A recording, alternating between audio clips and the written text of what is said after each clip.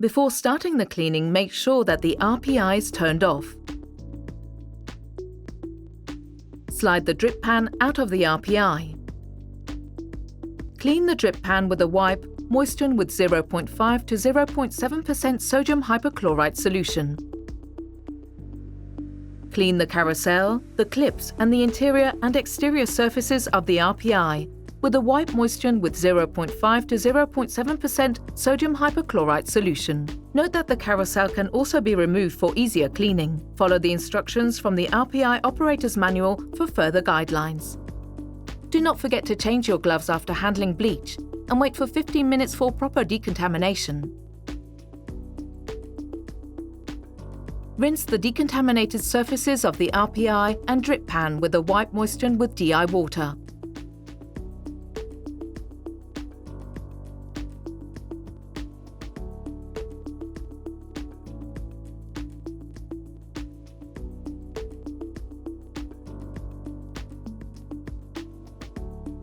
Clean all decontaminated surfaces of the RPI and drip pan with 70% ethanol.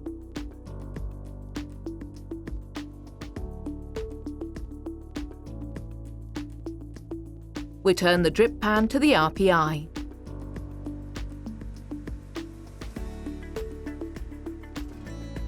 Clean the external panel of the ITM with a wipe moistened with 0.5 to 0.7% sodium hypochlorite solution.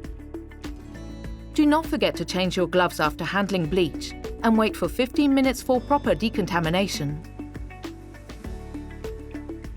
Rinse the decontaminated surfaces of the ITM with a wipe moistened with DI water. Clean the decontaminated surfaces of the ITM with 70% ethanol.